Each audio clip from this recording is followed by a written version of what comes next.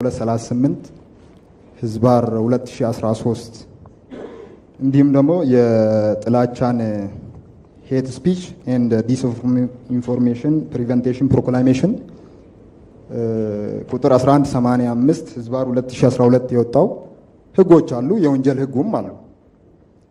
እዚህ ላይ ግን የህግ ክፍተት፣ የአዋጆች ክፍተቶች አሉ እንደገና መታየት ያለባቸው።